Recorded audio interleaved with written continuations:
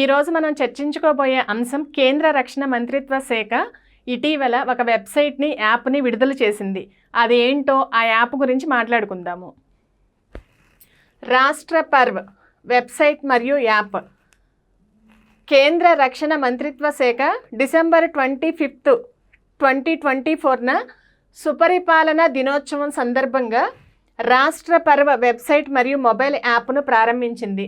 కేంద్ర రక్షణ మంత్రిత్వ శాఖ డిసెంబర్ 25, 2024న సుపరిపాలన దినోత్సవం సందర్భంగా రాష్ట్ర పర్వ్ వెబ్సైట్ మరియు మొబైల్ యాప్ను ప్రారంభించింది.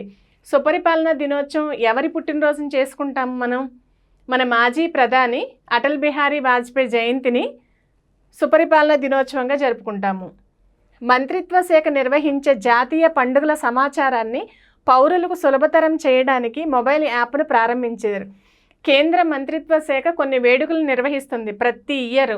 సో వాటికి సంబంధించినటువంటి సమాచారాన్ని ప్రజలకు సులభతరం చేయడానికి మొబైల్ యాప్ను ప్రారంభించింది. Defence secretary Rajesh Kumar Singh December 25, 2024న ఈ వెబ్సైట్ను ప్రారంభించారు. ఈ వెబ్సైట్ని ఎవరు ప్రారంభించారు అంటే రాజేష్ కుమార్ సింగ్. ఈయన ఎవరు అంటే డిఫెన్స్ సెక్రటరీ, రక్షణ శాఖ కార్యదర్శి. కేంద్ర రక్షణ శాఖ రిపబ్లిక్ డే మరియు స్వాతంత్ర దినోత్సవం వంటి కార్యక్రమాల నిర్వహణకు సంబంధించిన సమాచారం, అలాగే వాటి ప్రత్యక్ష ప్రసారాలు మరియు టికెట్లు మరియు సీటింగ్కు సంబంధించినటువంటి వివరాలను వెబ్సైట్ అందిస్తుంది. ఈ యాప్ మరియు వెబ్సైట్లో ఏమేమి ఉంటాయో చూద్దాము.